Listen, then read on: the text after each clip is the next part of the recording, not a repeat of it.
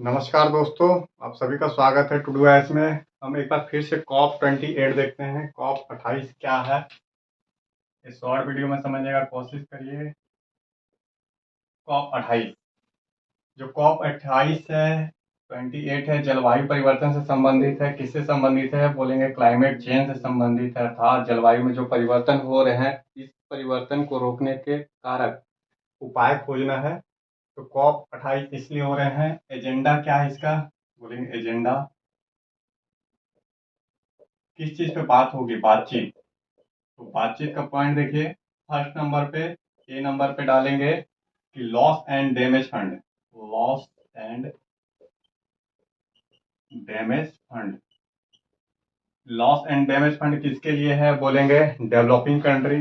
इनकी एक मांग है कि फंड उपलब्ध कराए विकसित देश, तो विकासशील देशों को पैसा देना।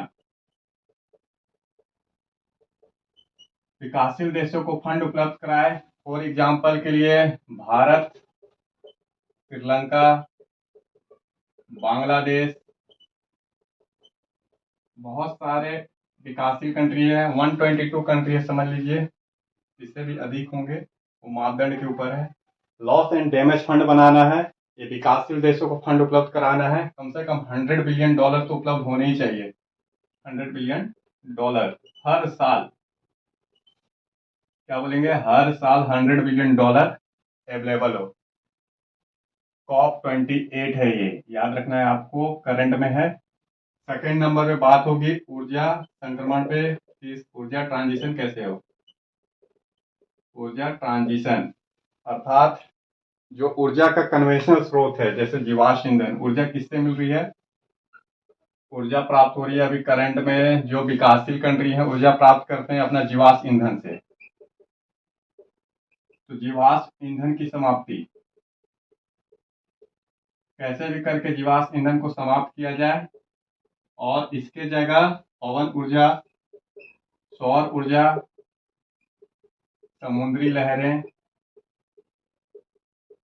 तरंगे, इससे बिजली प्राप्त किया जाए। बहुत सारे जो हमारे कन्वेंशनल सोर्स हैं उसको उसको समाप्त करना है। नॉन कन्वेंशनल सोर्स, जरूरत पड़े तो जल विद्युत भी है, अब तो नाभिकीय विद्युत भी आ गए हैं। तो इस तरीके के सोर्स पे डिपेंड रहना है, तो ऊर्जा ट्रांजिशन की बातचीत होगी। सी नंबर पे क्या बोलेंगे आप, जो थर्ड नंबर है, इसमें एक महत्वपूर्ण जुड़ा हुआ है ये वाला, ग्लोबल स्टेक टेक।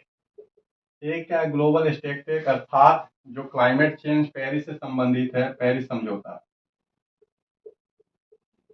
पेरिस समझौता, तो पेरिस समझौता कब हुआ था, 2015 में, जिसे बोला गया था कॉप 21। इसमें जो प्रावधान किए गए थे उसको देखने के लिए एक नया प्रावधान किया गया है 2000 सॉरी कॉप 28 में, 2023 में, इस साल जो हो रहे हैं दुबई में, कि ग्लोबल स्टेक टेक का प्रावधान किया गया है, जो देखेगा पेरिस समझौते को। 2015 में हुए थे पेरिस समझौता, कॉप 21 कहलाया था।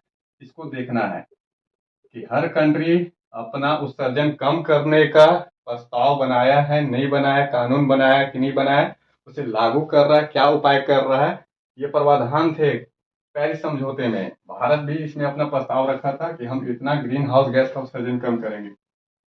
डी नंबर में जो बातचीत चल रही है, इसमें बोला गया है ब्लू जोन और आपका ग्रीन जोन, ये दो मीटिंग हो रही है। जो ब्लू जोन की मीटिंग है, इसमें मीटिंग कर रहे हैं देश के प्रतिनिधि, जो देश के प्रतिनिधि है, जैसे प्रधानमंत्री, राष्ट्रपति, इनका मीटिंग कॉप 28 में कहलाता है ब्लू जोन। बाकी की जो मीटिंग हो रही है, जैसे सिविल सोसाइटी, एनजीओ, इनकी जो मीटिंग हो रही है ग्रीन जोन में हो रही है। तो आपको याद रखना है विशेष रूप से ये तीन चीज। लॉस एंड डैमेज फंड की क्या होता है, अंत में देखेंगे कि जब कॉप 28 12 दिसंबर को समाप्त होगा तो कंक्लूजन क्या निकलता है। लॉस डैमेज फंड बनाना, ऊर्जा ट्रांजिशन की बात हो रही है, ग्लोबल स्टेक टैक और ब्लू जोन, ये आपका करंट वाला है। तो इसको एक बार देख लीजिएगा, नोट्स बना लीजिएगा, बहुत इंपॉर्टेंट है। कहाँ पे हो रहे हैं कॉप 28, यहाँ पे एक नाम लिख लीजिए, दुबई। दुबई कहाँ है, यूएई,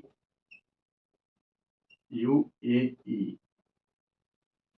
बस आज के लिए इतना ही, फिर मिलेंगे हम नेक्स्ट वीडियो के साथ।